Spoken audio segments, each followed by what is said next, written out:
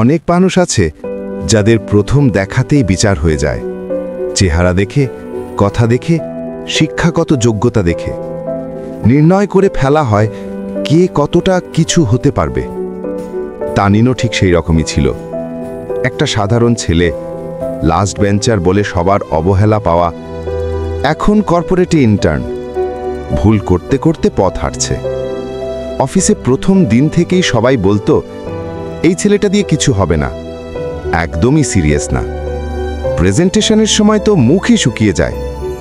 কিন্তু কেউ জানতো না তার ভেতরে কত ভয় লুকিয়ে থাকে, আর সেই ভয়কে জিততে সে কত রাত জেগে চেষ্টা করে। প্রথম কয়েক সপ্তাহ তানিন ভুলই করত, ইমেল ভুল পাঠানো, ডেটা ভুল লেখা, টিম মিটিংয়ে কথা বলতে গেলেই কণ্ঠ কেঁপে উঠে যেত।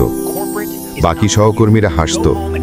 একজন সিনিয়র তো বলেই দিল, কর্পোরেট তোমার জন্য না, বাড়ি গিয়ে অন্য কিছু করো।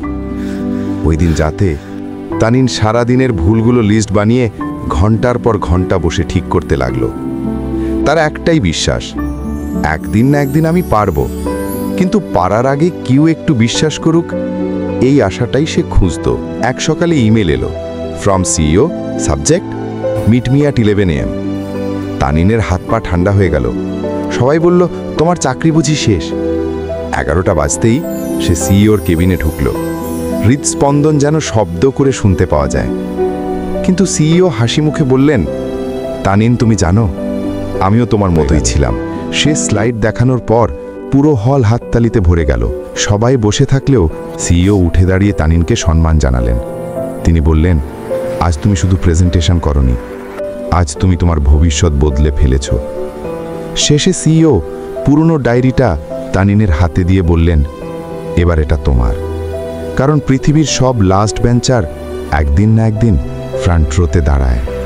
যারা হাল ছাড়ে না, তাদের একটি অতিরিক্ত চেষ্টাই জীবন বদলে দেয়।